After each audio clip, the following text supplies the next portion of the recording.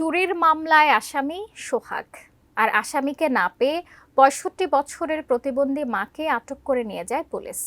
মামলার এজাহারে নাম না থাকলেও ওই মামলাতেই তাকে গ্রেপ্তার দেখিয়ে প্রথমে আদালতে, পরে কারাগারে পাঠানো হয়।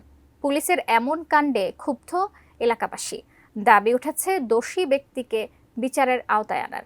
ফেনী প্রতিনিধি দিদারুল আলমের তথ্য ছবিতে আরও জানাচ্ছেন শেখ ফরিদ। কুয়েত পল্লীতে বসবাস ভূমিহীন ৪০ পরিবারের। পল্লীটি গড়ে ওঠে কুয়েত সরকারের অর্থায়নে। স্থানীয়দের অভিযোগ, এই পল্লীর একটি লেক দখল করে ব্রিকফিল্ড গড়ে তোলেন স্থানীয় ব্যবসায়ী কামাল উদ্দিন। এর ছেলে দুইটা আছে, খাওয়ায় না ওকে, হে গ্যারাম করে খায়।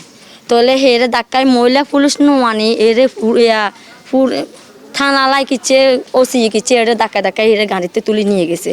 তাহলে আজকে আমারে নিয়ে যাবে, কালকে আমার স্বামী নিয়ে যাবে, আর তার দিনে নিয়ে যাবে, এটা তো হতে পারে না। আমরা কথা হচ্ছে ডাইরেক্ট আমরা ১০ জন আছি এখানে, এই কিনারে হে কিনারে আমরা ১০ জন আছি। তো এর ছেলে করলে হে ছেলেরে না নিয়ে যায়, এই প্রতিবন্ধী মহিলাটারে কেন নিয়ে যাবে? কুয়েতফলি পুকুর দিছে, আন্ডার থাকবে।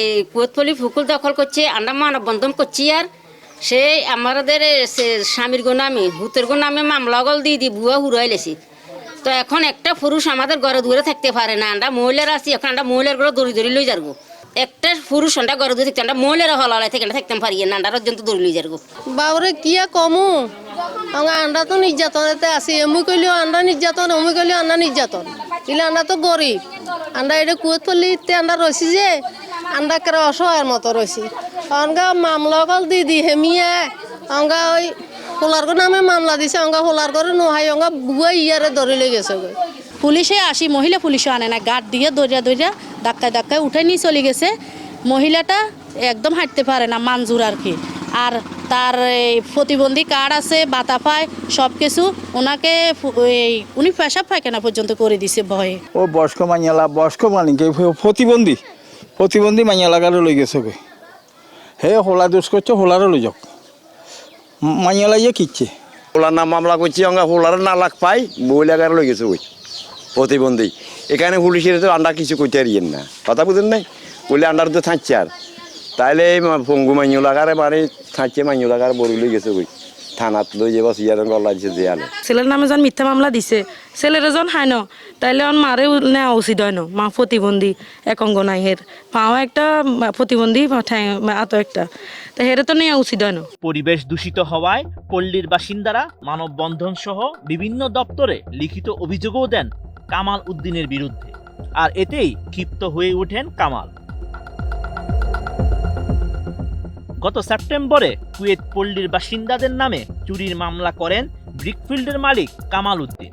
মামলার পর অনেকটা পুরুষশূন্য হয়ে পড়ে পল্লীটি। এই মামলায় আসামি করা হয় মাটি শ্রমিক সোহাগকে।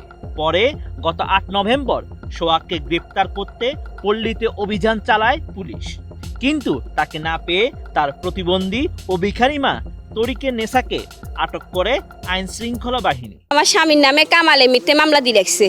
মিথ্যে মামলা দেওয়ার পরে পুলিশ আসছিল আমাদের ঘরে। ও মানে ভিডিও কল দিই আমার স্বামীকে মানে কথা খোঁজার জন্য পুলিশের সাথে ভিডিও কলে কথা বলতেছিল।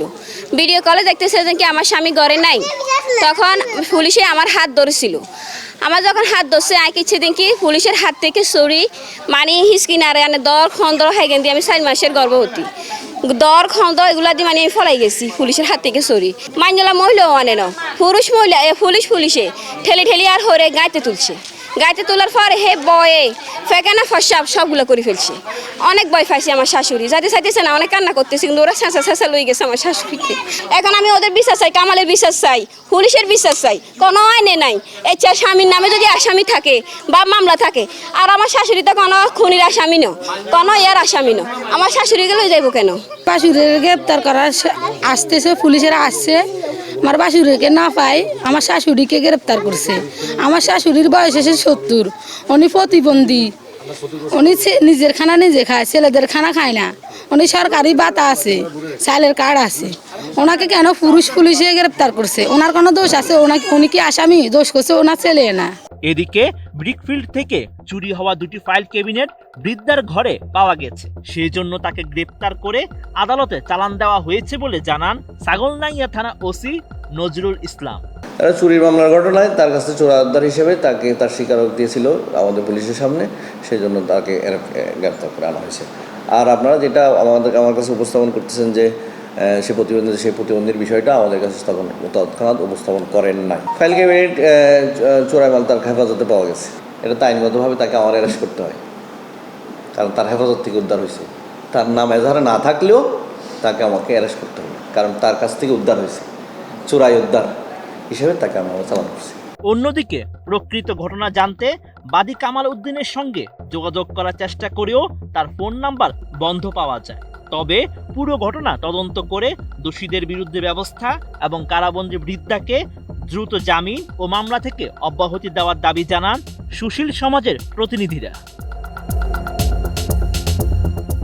Sheikh Farid, desk report, 18।